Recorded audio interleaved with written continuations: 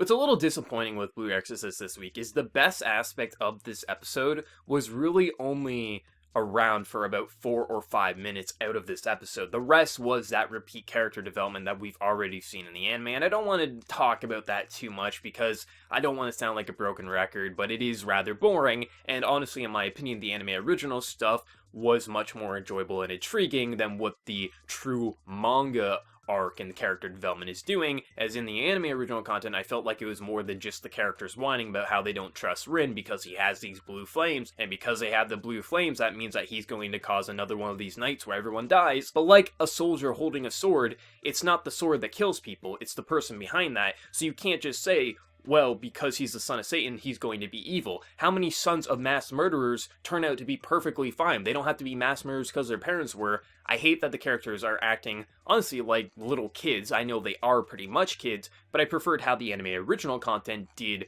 portray everything there. I thought it was much more interesting, but it does seem like they're speeding past it at a pretty nice pace, so we should be out of this fairly soon. But the best part of this episode was trying to figure out who the hell is the enemy inside this temple, as someone is betraying them, as this right eye was pretty much engulfed in flames, and Bond's father was doing these chants that people said, like, it looked like he was controlling the flames, and you're kind of sitting there thinking, so is Bond's father actually the one working with the enemy? But then we see the girl, the one who has like those twin sisters who pretty much is being blamed, but then we have this other guy also being blamed, and you're kind of thinking, really, you would assume it would be the girl, because she just seems suspicious as hell. She seems like she probably would be the enemy. But at the very end of the episode, you see Bond's father in this very menacing way, which it could just be a red herring to make you think that he is the enemy, and then it will be a twist later on that one of the others is. But it's just really hard to pinpoint who the enemy could be, or if there's multiple, because really, it could be anyone at this point.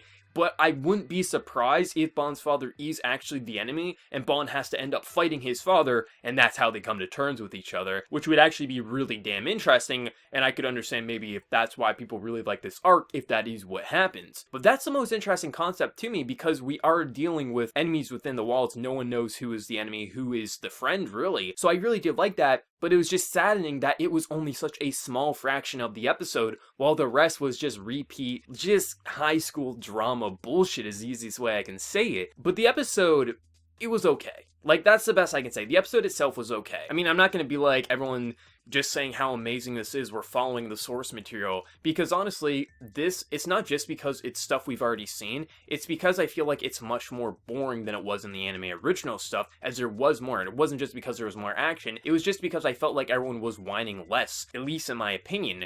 But the stuff, now that I'm starting to see, you know, we have an enemy inside the walls, I think we're going to start moving along, turning the wheels here a bit more fast, and we're going to see more stuff like that, because when we were seeing those flames, and you couldn't really tell, is he controlling the flames, or is he trying to stop the flames, it's a really interesting concept, and I mean, it's not going to be surprising if Bond's father is actually one behind it, but I am very suspicious of this girl who has those sisters that look identical to her. It's really hard for me to predict, but at the core, this episode was just okay, and honestly, I'm not sure if I'm going to love this season or not. Mainly because it can go two ways at this point. If we're actually slowly getting past all this, like, we don't trust Rin shit, because it does seem like we're almost there. Like, it feels like all the characters being like, oh, Rin's actually a decent guy, he's training, you know, he's trying to control his flames. It does seem like we're getting past that. And if we can get more into the new stuff, more into the who's the enemy, why are they trying to take this right eye, I think this will be a great season by the end. But if we dwell on the stuff of, can we trust Rin the entire season, it could very much bring down the quality of this season, and I'm hoping that's not the case.